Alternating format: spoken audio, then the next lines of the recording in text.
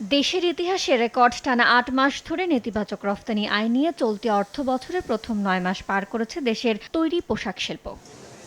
এমন পরিস্থিতিতে মার্কিন শুল্কযুদ্ধ থেকে মধ্যপ্রাচ্য সংকট, বৈশ্বিক ব্যয় সংকোচন নীতিতে চলা বিশ্ববাজারে তৈরি পোশাকের ক্রয়াদেশ কমছে বলে জানিয়েছে নিট পোশাক রফতানিকারকদের শীর্ষ সংগঠন বিকিএমএ। ইন্টারন্যাশনালি নানা রকমের এই সমস্ত সংকটের কারণে বায়াররা শঙ্কিত যে এই অবস্থায় বাংলাদেশে অর্ডার প্লেস করলে টাইমলি শিপমেন্ট হবে কিনা, এই কারণে বায়াররা আবার অর্ডার প্লেসিংটাও স্লো করে দিয়েছে। যেখানে যে পরিমাণ হওয়ার কথা সেখানে অর্ধেকে নেমে আসছে অর্ডার প্লেসিং।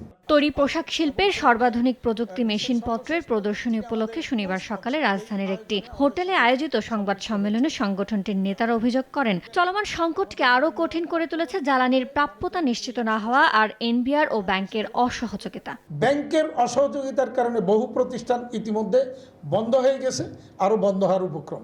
তারপরে নানা রকম জটিলতা রয়েছে, কাস্টমসের নানা রকমের জটিলতা। বর্তমান প্রেক্ষাপটে জ্বালানি সংকটটা তো এটা সবচেয়ে বড় সংকট আমাদের আছে। আগামীর অগ্রগতির ভিত্তি আনোয়ার ইস্পাত, স্ট্রংগেস্ট স্টিল সিন্স 1978। এ সময় প্রতিযোগিতা সক্ষমতা টিকে থাকতে সার্কুলার ইকোনমিকে সামনে রেখে আধুনিক প্রযুক্তি ব্যবহারে উদ্যোক্তাদের পরামর্শ দেওয়া হয়। ফ্যাশন খুব বেশি ফাস্ট ফ্যাশনের দিকে মুভ করতেছে, রিসাইকেল আইটেম আসতেছে, সার্কুলারিটি এখন একটা ইম্পর্টেন্ট পার্ট, ফলে রিডিউস রিইউজ এগুলো খুব এখন ইম্পর্টেন্ট একটা ফ্যাক্টর। ফলে এই সময় নতুন প্রযুক্তির কোনো বিকল্প নাই। সংবাদ সম্মেলনে জানানো হয়, এবারের বিটিকেজি মেলায় প্রায় ৩০ দেশের ১,০০০-এর বেশি প্রতিষ্ঠান অংশ নিয়ে তুলে ধরবে বিশ্বের সর্বাধুনিক মেশিন প্রযুক্তি। আমরা আহ্বান করব এই মেলার মাধ্যমে যে টেকনোলজিগুলি যদি আমরা মানুষকে দেখাতে পারি, তাহলে এখান থেকে হয়তো কোনো মানুষ নতুন করে উদ্যোক্তা হওয়ার স্বপ্ন দেখতে পারে। দিনব্যাপী মেলা শুরু হবে আগামী বুধবার। অর্থমন্ত্রী মহোদয়, ইয়ানুস ইফাত, সময় সংবাদ, ঢাকা।